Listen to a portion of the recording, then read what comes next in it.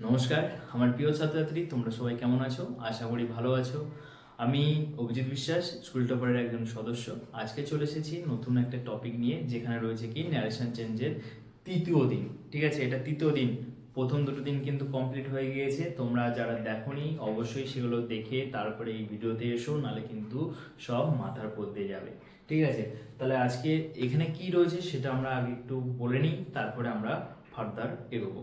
প্রথমে যেটা আছে সেটা হচ্ছে কি কনজাংশন কি ব্যবহার করব, কেবলমাত্র কিন্তু অ্যাসার্টিভ সেন্টেন্সের জন্য। বারংবার বলছি, ভুলাবে না কিন্তু। অ্যাসার্টিভ সেন্টেন্সের জন্য কি কনজাংশন আমরা ব্যবহার করব সেটা দেখব। তারপরে রয়েছে কি আমরা যে রিপোর্টেড স্পিচ দেখেছিলাম, সেখানে যে সাবজেক্ট থাকে সেটা লিসেনার ও স্পিকারের পরিপ্রেক্ষিতে কিভাবে চেঞ্জ হয় সেটা আমরা শিখব। তা চলো বেশি দেরি না করে আজকের ক্লাসটা শুরু করি, আসো।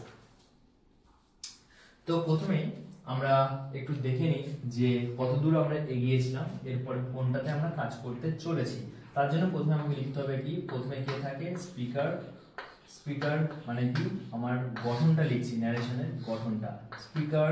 তারপর থাকছে reporting verb, reporting reporting verb. তারপরে থাকছে আমার লিসেনার। তারপরে কি থাকছে আমার লিসেনার। ঠিক আছে, তারপরে আছে কি আমার লিসেনার। তারপরে আছে কে, তারপরে আছে আমার রিপোর্টিং ভার্ব, লিসেনার। তারপরে আছে আমার কনজাংশন, কনজাংশন। তারপরে আছে আমার, এরপরে ছিল আমার কি reported speech, SPEECH, reported speech. কাজ কি থাকবে, কাজ মূলত কি, এই যে রিপোর্টেড স্পিচ আছে এর মধ্যে যে সাবজেক্টটা আছে, সাবজেক্ট সেটা কিভাবে পরিবর্তন হবে, কার পরিপ্রেক্ষিতে, এই লিসেনারের পরিপ্রেক্ষিতে ও স্পিকারের পরিপ্রেক্ষিতে, সেটা আমরা দেখব। এটার সঙ্গে এটার সঙ্গে এটার একটা সম্পর্ক দেখব, আর এটার সঙ্গে এটার একটা সম্পর্ক দেখব। এটা করার আগে এই মাঝখানে যে কনজাংশনটা ব্যবহার করেছি, কার পরিপ্রেক্ষিতে ব্যবহার করেছি আমরা, কনজাংশনটা ব্যবহার করেছি আমরা কোটেশনের ভিত্তিতে, মানে ইনভার্টেড কমার ভিত্তিতে। সেই ইনভার্টেড কমার ওখানে আমরা কি ব্যবহার করছি, কোন কনজাংশন ব্যবহার করছি সেটা দেখব। তো ওটার জন্য একটা মাত্র আমরা একটুখানি আলোচনা করে নিই, সেটা হচ্ছে কি কনজাংশন না লিখে আমরা লিখি কি ইনভার্টেড কমা। ইনভার্টেড কমা কিভাবে চেঞ্জ হবে, ইনভার্টেড কমা চেঞ্জ করতে গেলে আমাকে একটা কনজাংশন ব্যবহার করতে হবে। কনজাংশনটা কি, এটা জয়েনিং ওয়ার্ড বা এটা হচ্ছে কি লিঙ্কিং ওয়ার্ড। এটা কি, এটা হচ্ছে লিঙ্কিং ওয়ার্ড। ঠিক আছে, এই কনজাংশন হিসেবে আমরা এখানে কি ব্যবহার করব, সেটা হচ্ছে কি দ্যাট। ঠিক আছে, এই জন্য ক্লিয়ার হলো, কেবলমাত্র দ্যাট এখানে কনজাংশন হিসেবে ব্যবহার করা হবে।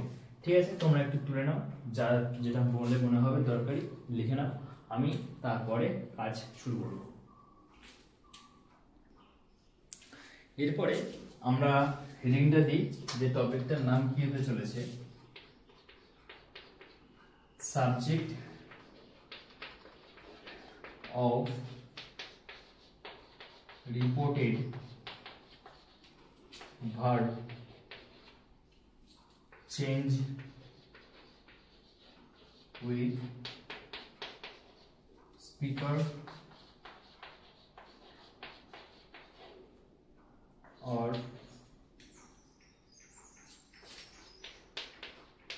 আচ্ছা আগে একটা করি। ঠিক আছে, speaker change with speaker. Speaker যদি থাকে, স্পিকার তো প্রত্যেকটাতেই থাকবে, নাহলে কি করে হবে ন্যারেশন। স্পিকারের সাথে এটা কিভাবে চেঞ্জ হবে, যেখানে কেবলমাত্র আমার স্পিকার আছে কিন্তু আমার লিসেনার নেই, সেই সময় কিভাবে চেঞ্জ হবে। আমি আগে লিখি, এখানে আমরা লিখি স্পিকার।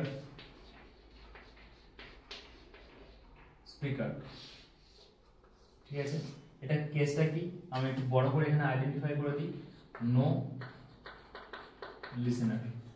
যদি লিসেনার না থাকে তাহলে এখানে কি হবে, স্পিকার যেটা আছে সেটার সঙ্গে কিভাবে পরিবর্তন করব সেটা দেখব। আর এই পাশে যেটা হবে সেটা হচ্ছে কি subject of reported verb, subject of reported verb. এখানে কি হবে সেটা আমার আজকের ক্লাসের বিষয়। তো প্রথমে কি আছে স্পিকার, স্পিকারের মধ্যে কে কে হতে পারে সেগুলো আমরা একটু দেখে নিই। প্রথমে হতে পারে কি ফার্স্ট পার্সনের হিসেবে আই আর উই, আই, আর সেকেন্ড পার্সন হচ্ছে কি we, third person, first person এটা, সেকেন্ড পার্সন কে আছে ইউ, আর থার্ড পার্সন কে আছে, থার্ড পার্সন আছে আমার হি, শি, আর এটা হচ্ছে কি দে। আরও আছে বাদ বাকি যা পড়ে আছে সব থার্ড পার্সনের মধ্যেই পড়ে, ফার্স্ট পার্সন আর সেকেন্ড পার্সন বাদ দিয়ে যেগুলো পড়ে রয়েছে সেগুলো, এমনকি নিজের নামটাও এখানে পড়ে। তো সেগুলো আর লিখছি না, যেগুলো আমার লাগবে বেসিক্যালি তার বেসিসে আমি কাজ করছি। ঠিক আছে, আই আছে, আয়ের পরিবর্তে এখানে কি বলছে যদি কোনো লিসেনার না থাকে আয়ের পরিবর্তে আই বসবে, কোনো পরিবর্তন হবে না। উইয়ের জন্য উই, ঠিক আছে, ইউয়ের জন্য ইউ, হির জন্য হি, শির জন্য শি, দের জন্য দে। তার মানে কি আমরা এক কথায় বলতে পারি কি নো চেঞ্জ, নো চেঞ্জ। ঠিক আছে, যেমন আমি ধরো বলি একটা এক্সাম্পল দিই কি বলতে চাইছি। এক্সাম্পলটা হচ্ছে হি সেজ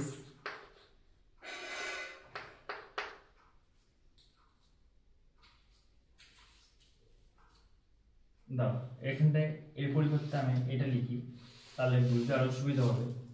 আমি বলি I say I am busy.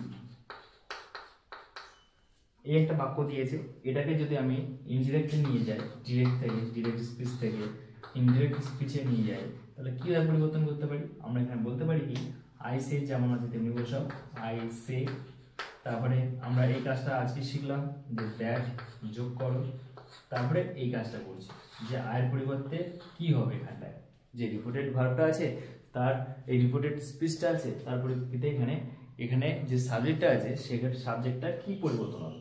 তাহলে এখানে আই আছে, এর কোনো পরিবর্তন হবে না। এখানে দেখলাম কি যদি কোনো লিসেনার না থাকে, এখানে কোনো লিসেনার নেই, তাহলে লিসেনার যদি না থাকে যেমন আছে তেমনি বসে দাও। আই আছে তাহলে আই অ্যাম বিজি, বুঝতে পারলাম? এখানে কিন্তু আয়ের পরে অ্যাম বসে বলে আমরা অ্যাম লিখলাম, যদি হি সি থাকতো তাহলে আমরা কিন্তু ইজ ব্যবহার করতাম, যদি ইউ থাকতো দে থাকতো তাহলে কি লিখতাম আর ব্যবহার করতাম। ঠিক আছে, তাহলে এরকম কেসটা হচ্ছে কি এরকম। এইবারে আমরা পরে যে টপিকটা যাব সেটা হচ্ছে কি নো লিসেনার, এখানটাই করলাম। এবারে করবো কি লিসেনারের পরিপ্রেক্ষিতে। ঠিক আছে, তোমরা তুলে নাও। এইবারে subject of reported verb change with কি স্পিকার। এইবারে এটা কি ছিল স্পিকারের পরিপ্রেক্ষিতে, এবারে হচ্ছে কি নো, এবারে লিখবো কি আমরা যদি আমার থাকে কি লিসেনার। ঠিক আছে, subject of reported verb change with speaker ছিল ওখানটায়, এবার আমরা লিখবো কি স্পিকার না দিয়ে লিখবো কি স্পিকার, আচ্ছা এটা থাকুক স্পিকার অ্যান্ড লিসেনার। যখনই লিসেনারের কেস হয়ে যাবে, যখনই লিসেনার থাকবে সেই সময় কিন্তু আমরা স্পিকার আর লিসেনার দুটোকেই আমাদেরকে মেনটেন করতে হবে। ঠিক আছে, যেমন ধরো এখানে এই টেবিলটার দরকার নেই, শুধু একটা এক্সাম্পল হিসেবে বুঝে নাও। এক্সাম্পলটা আমরা কি দিতে পারি শি হি, ধরো হি said to me you are handsome, সে একই হ্যান্ডসাম, সে একই একটা এক্সাম্পল আমরা দিচ্ছি যাতে করে বুঝতে পারি। হি যেমন স্পিকার আছে তেমনি বসে দাও হি। ঠিক আছে, তারপরে কি আছে সেইড টু, এটা হচ্ছে লিসেনার রিপোর্টিং ভার্ব, সেই রিপোর্টিং ভার্ব চেঞ্জ হবে কার পরিপ্রেক্ষিতে, এই যে মির পরিপ্রেক্ষিতে, মিটাকে লিসেনার, লিসেনার থাকলে কি হবে এটা টোল্ড, কারণ কি এটা মেইন ভার্বের সেকেন্ড ফর্ম আছে। ঠিক আছে, তার জন্য আমরা ব্যবহার করব কি টোল্ড। তারপরে যেমন যেটা আছে মি বসিয়ে দাও, কোটেশনের জন্য বসাও দ্যাট।